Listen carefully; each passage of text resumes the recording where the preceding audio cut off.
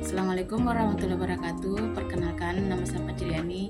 Di sini saya akan menjelaskan proyek ujian akhir semester genap, yakni Autism Spectrum Disorder atau ASD. Kita akan menjelaskan tentang konsep dasar Autism Spectrum Disorder atau ASD, yakni definisi para ahli.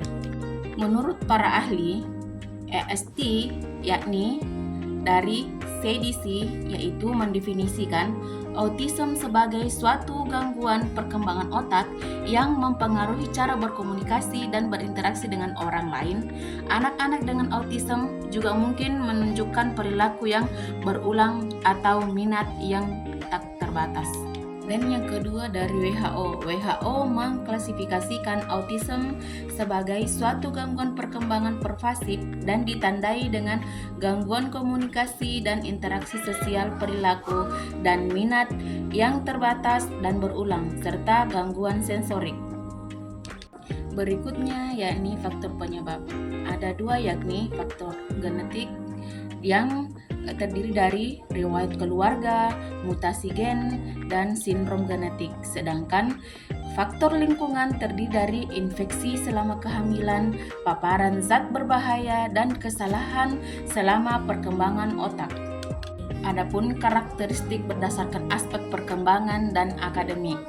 Pertama, anak masih sulit melakukan komunikasi dua arah, sering tantrum jika ada yang tidak dikehendaki, sulit mengingat barang yang disimpan, kurangnya fokus dalam belajar, anaknya sulit mempertahankan kontak mata, adanya kecemburuan antara teman sekelasnya, sulit mengontrol diri dan atau emosi jika tidak sesuai dengan keinginannya. Dalam hasil studi kasus terdapat identitas anak dan hasil identifikasi masalah.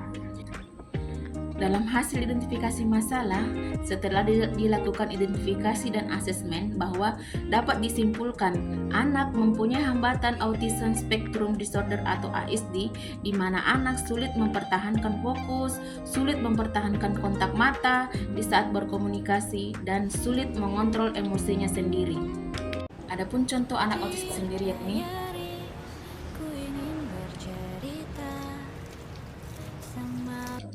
dari hasil identifikasi masalah, kita bisa menyimpulkan kebutuhan belajar untuk anak itu sendiri, yakni pertama, anak memerlukan bantuan untuk mengelola perilaku repetitif, kecemasan, dan ledakan emosi.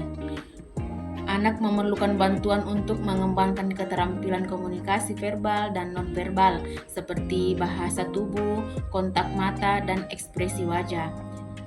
Kemudian, anak memerlukan intervensi untuk mengembangkan keterampilan sosial seperti kelompok bermain sosial dan terapi perilaku. Serta, anak memerlukan intervensi untuk mengelola perilaku seperti terapi perilaku kognitif atau CBT, terapi ABA, dan intervensi sensorik. Dari hasil kebutuhan belajar, kita bisa menyimpulkan program apa yang tepat untuk anak tersebut, seperti program terapi bermain. Program ini menggunakan bermain sebagai cara untuk meningkatkan kemampuan sosial berkomunikasi dan beradaptasi pada anak autis. Adapun media pembelajaran yang bisa digunakan yakni seperti kartu dengan gambar, dengan kata atau simbol, puzzle, blok Lego, menara, gelang, dan lain-lain. Serta tidak lupa pula, dan yang sangat penting yakni kerjasama kita antara guru dan orang tua itu sendiri, di mana orang tua bisa melakukan hal-hal kecil tetapi sangat bermanfaat untuk anak itu sendiri. Demikian dari saya. Assalamualaikum warahmatullahi wabarakatuh.